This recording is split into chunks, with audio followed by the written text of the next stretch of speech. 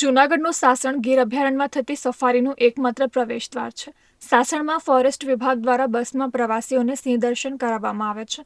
તાજેતરમાં વડાપ્રધાન નરેન્દ્ર મોદીએ ગીર સાસણની મુલાકાત લીધી હતી. ત્યારથી સાસણમાં પ્રવાસીઓની સંખ્યામાં પણ વધારો થયો છે.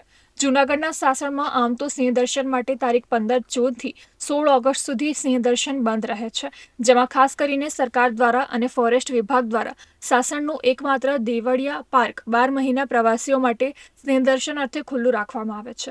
વર્ષા ઋતુ દરમિયાન ગીર ફોરેસ્ટ લીલુંછમ થઈ જતા પ્રવાસીઓને અહીં ખેંચી લાવે છે. દેશ વિદેશના પ્રવાસીઓ ચોમાસા દરમિયાન સિંહ દર્શન માટે અને આહલાદક વાતાવરણ વચ્ચે જંગલની મજા માણવા ઉમટી પડતા હોય છે.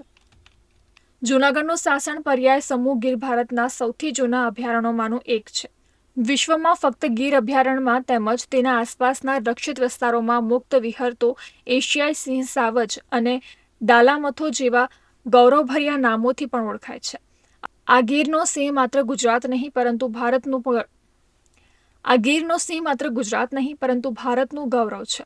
વિશ્વના સહેલાણીઓ માટે ગુજરાત રાજ્ય આજે સિંહનું પર્યાય બની ગયું છે.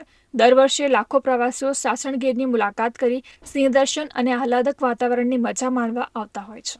मैं छत्तीसगढ़ से आई हूँ और मैं जूनागढ़ में आई हूँ। ये जो पार्क है वो बहुत अच्छा है। यहाँ पे सब कुछ बहुत अच्छा, एटमॉस्फेयर भी बहुत अच्छा है और यहाँ पे सब अच्छे से दिख रहा है। सारे एनिमल्स जो भी लायन चाहिए सब दिख, ओवरऑल एक्सपीरियंस बहुत अच्छा है.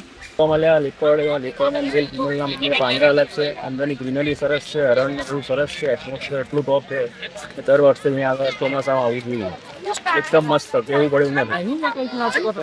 કમ્પ્લીટ પડી 190 રૂપિયા ટિકિટ ના છે પર પર્સન. લઈ જવા સરસ થાય.